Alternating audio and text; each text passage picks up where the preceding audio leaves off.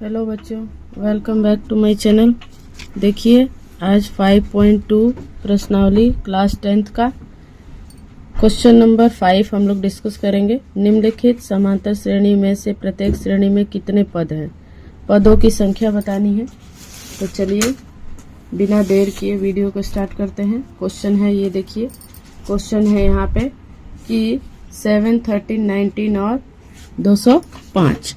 तो ये जो पद हैं इनके पदों की संख्या बतानी है, यानी n बताना है कि n कितना है। ठीक है, तो यहाँ पर दिया हुआ है प्रश्न। इस प्रश्न में आपका पहला है a बराबर 7, d बराबर आपके हो गया 13 माइनस 7। ठीक है, तो कितना हो गया 6। ठीक है, और an बराबर आपका दिया हुआ है 205। तो अब इन पदों की संख्या निकालने के लिए हमारे पास फॉर्मूला है an बराबर a plus n minus 1 into D. ठीक है, तो इसमें पदों की संख्या निकालने के लिए n हमें निकालना है। तो an हमारे पास दिया हुआ है 205, a बराबर दिया हुआ है 7 और d कितना दिया हुआ है 6।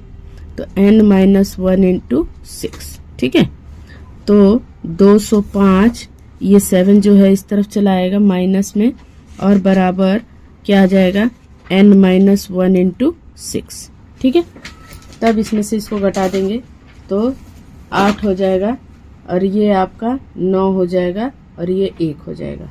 ठीक है, बराबर n माइनस 1 इंटू 6। तो ये 6 को हम नीचे ले आएंगे। ठीक है, इस 6 को हम कहाँ ले आएंगे? नीचे, n माइनस 1 हो जाएगा। तो अब इससे काटेंगे हम तो कितना आ जाएगा? 2 के टेबल से काट दीजिए तो यहाँ कितना आ जाएगा? यहाँ 8 है। ठीक है, तो 6 से डायरेक्ट ही काट दीजिए। 6 3 जा 18, 6 3 जा 18, 33 आ गया, बराबर n माइनस 1 हो गया। तो ये जो -1 है इस तरफ ले आएंगे तो प्लस हो जाएगा। ठीक है, तो 33 प्लस 1 बराबर n, यानी कि पदों की संख्या कितनी है? तो दिए गए समांतर श्रेणी में हम यहाँ लिख सकते हैं, यहाँ पर लिख सकते हैं कि दिए गए समानांतर श्रेणी में पदों की संख्या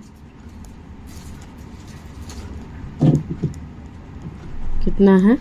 34 है। ठीक है, तो ये इसका आंसर हो गया। कितने पदों की संख्या है?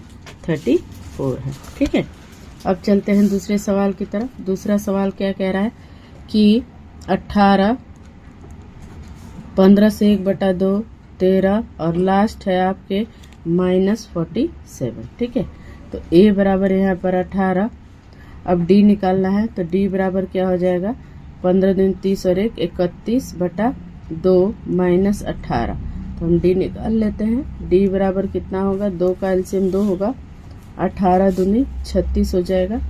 तो d कितना इसमें से घटेगा तो कितना बचेगा? 5। ठीक है, तो माइनस के 5/2। d हमारे पास आ गया 5/2 आ गया। अब हमारे पास an कितना है? सवाल में an है -47। ठीक है, यहाँ तक क्लियर हो गया। अब हम वैसे ही फॉर्मूला लगाएंगे, an equals to a plus n minus 1 into D. इस फॉर्मूले से हम निकालेंगे n पदों की संख्या। -47 बराबर 18 plus n minus 1 into D कितना है? -5/2। -47 माइनस 18 n माइनस 1 इंटू 5/2। ठीक है, यहाँ तक कोई दिक्कत नहीं। चलते हैं आगे। ये दोनों जुड़ेगा तो कितना होगा? तो 5, 6 -65, और चूंकि n माइनस 1 इंटू 5/2 है तो ये 2 ऊपर जाएगा, 5 नीचे जाएगा। तो 65 बाई कितना आ जाएगा? 5 नीचे और 2 ऊपर चला जाएगा, बराबर n माइनस 1 हो जाएगा। तो ये देखिए 5 से ये कट जाएगा, 5 एकम 5, 5 3 15, माइनस 13 गुने 2 बराबर n माइनस 1। तो 13 दूनी 26, और ये -1 है इधर आ जाएगा, +1 हो जाएगा, तो बराबर n आ जाएगा। ठीक है, तो इसमें से एक घटेगा तो माइनस के 25 बराबर n। अब ये देखिए -25 आ रहा है, तो जो पदों की संख्या होती है सदैव वो क्या होती है, प्लस में होती है। किस में होती है, प्लस में होती है। चूंकि इसमें माइनस दिया हुआ है तो इस सवाल को आपको ये देखना होगा कि इसमें पदों की संख्या जरूर कहीं मिस्टेक हुई है, यानी कि कभी भी पदों की संख्या माइनस में नहीं होती है, हमेशा प्लस में होती है। इसका मतलब कहाँ आपसे गलती हुआ है, जरा इसको देखेंगे। देखिए यहाँ पर -47 है, सवाल में आपके -47 है, ये इधर माइनस आया तो ये हो गया आपका प्लस हो गया 65, ठीक है। और ये यहाँ पर ये माइनस है, देखिए यहाँ माइनस छूट गया है हमारा, ठीक है, यहाँ माइनस छूट गया है, तो जो माइनस है यहाँ पर ये माइनस और माइनस क्या हो जाएगा, प्लस टर्म में चलाएगा। तो हमारे पास क्या होगा 27। अब n की संख्या क्या हो गई, nों की संख्या n बराबर हो गया 27, तो इसका आंसर आ गया 27। हमेशा इस बात को याद रखेंगे कि n कभी भी माइनस में नहीं आता है, इस चीज को ध्यान रखेंगे। Thank you.